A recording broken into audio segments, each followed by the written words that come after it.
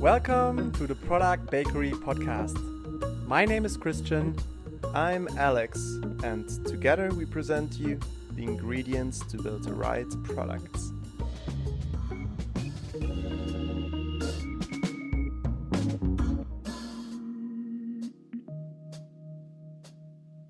Hi everyone. Hi Christian. It's lovely to have you here again in our couple session.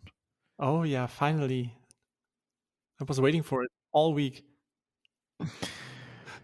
Yeah, it's not that we haven't talked, especially this week. We've been working on actually preparing some new interviews and episodes. We had some lovely, I keep saying lovely guests. We had some very interesting guests. Interestingly enough, a couple of duos, so quartets. Yeah. We are not allowed to say foursome, right?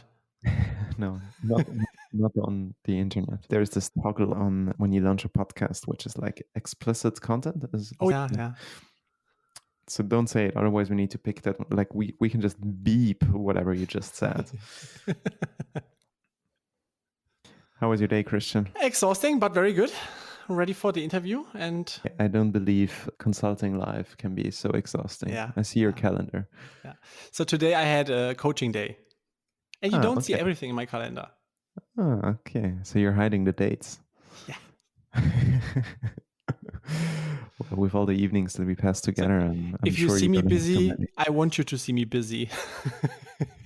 I see. Cool. And Christian, I was thinking, you spend a lot of time working with me. You spend a lot of time working with other designers. We had a couple of designers also in our podcast. I would say to some extent, I would probably hire you as a designer if you would apply, simply because I know a lot of stuff. I would be curious to hear from a non-designer how you actually learned a lot about design and how like working with designers influenced you overall. Wow, big question. But there is a saying from someone, I don't know his name, but he said a very nice quote, which is, everyone can be a designer, but not everyone is good. So yeah, and I don't know why I dropped that, but actually, I know that saying, but I would almost disagree. Everyone can be one, right? I would say everyone can be an artist. You can be an artist, sure, but not everyone is good at it. You need to have some certain, like, to me, design is still a technical role. It's beyond like just drawing something. That's why it's a compliment. Like, I'm not saying you're a bad designer. I'm saying you could be one. Yeah, I did work as a baker, so there was not much with design. But I remember, I think it was in 2009, all my friends started buying MacBooks. And they explained it to me in a very nice way. They said, you buy this MacBook, you open it, and it just works. You don't have to install anything. It just works. And I was so blown away that I think in 2010, I bought my first MacBook, the white ones. Was it like that? Did you open it and everything worked? So yeah, it was like that. So I just opened it, I typed in the Wi-Fi password, and it was running. So yeah, that was the first time where I realized, okay, Apple and an iPhone in combination is cool and it looks so nice. So I was always attached to it. And yeah, while I was starting my first company, Pocket Rope back then, I met Alex, my former founder, and he was always an Apple fan as well. And then he talked about that he designs and builds apps for iOS. And I was blown away and had the first time, talking to someone who does something like that, because I never thought about how a phone works. So there's this back button, there are navigation bars, there are a lot of elements that you can tap and use, but I never thought about that. And once I've met Alex back then, so greets to him, by the way, I realized, okay, there is much more than just color on the screen. So there's something that was thought through very well. And yeah, then we decided to build our first app, which was the wardrobe application, as well as a small online shop. And I just printed out some iPhones and I started scribbling inside the iPhones to do the mock-ups together with him.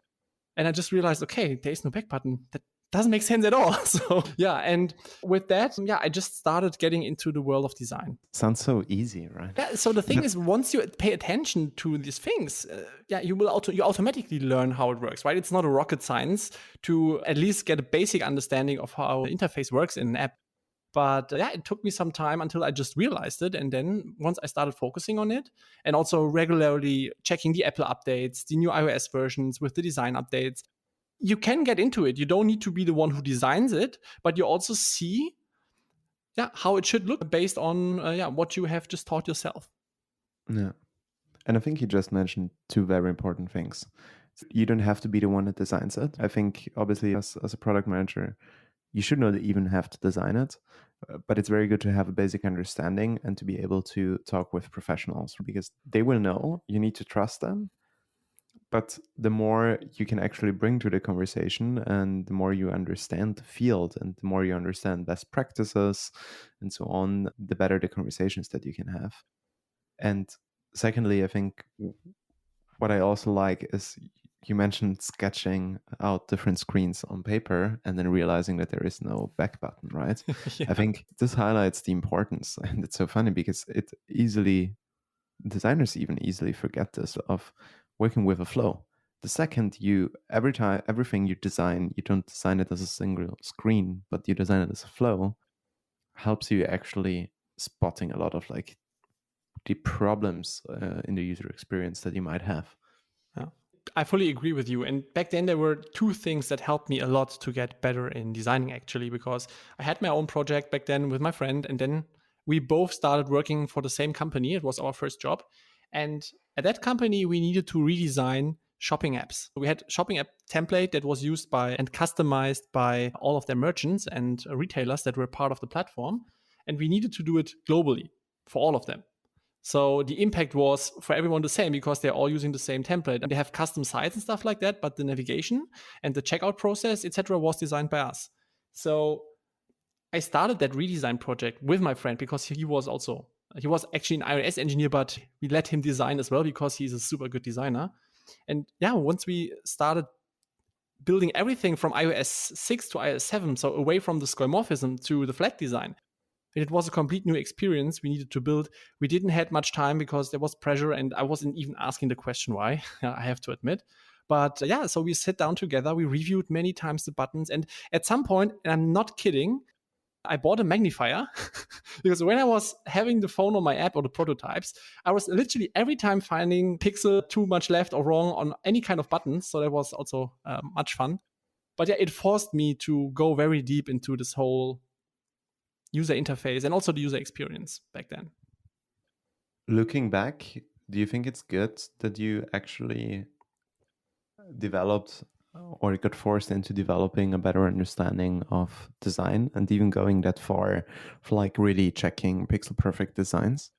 It's definitely good because whenever something doesn't show me a pixel perfect design, I just see it directly. You maybe also know from the times at SumUp, I was sometimes just looking at the screen and saying, hey guys, there's an inconsistency in the screen.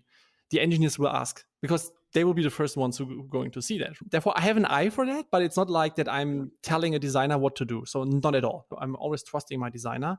And we talked last episode also about product management and design collaboration. And I couldn't agree more with the fact that you have to trust each other. And I had very good experience working in the past with designers, which were like, we were doing almost the same things. So he was designing, but when I didn't have the time, my designer was creating tickets in the backlog. And when I was sick, he was doing the backlog refinements. And when some people had questions regarding user experience and he wasn't there, they reached out to me. So it was working really well. And we had a very good product ownership together. Christian is talking about me here because I spent weeks and months writing tickets. I remember when we were together in Bulgaria on that day off in between on a public holiday where we were having the whole office for us and were drawing with adding on the glass to use the space for designing the flows for our new app. So it was fun. Yeah, absolutely. I miss those days. I wish I could go back and work with you besides talking. Yeah, that's true. Sometimes you miss it. So being on the front and writing the tickets, fighting the stakeholder meetings, so nostalgic. I still have those. I just observe people having those, so it's not that much fun. Yeah, you can join one of my meetings. Yeah, I'm happy to. Cool. Christian, I think I'll let you go back, do your product work. I stick to the design. Nevertheless, I think obviously it's great to hear that from the collaboration, like you learned a lot and that it actually helps you in understanding how to work with designers and to generally also get a better picture of the products that you built and the experience that they have end to end. Yeah. And my most important advice is, if you are a product manager, stick your heads together with your designer and become a team. Lovely. Cheers to that. And bye-bye.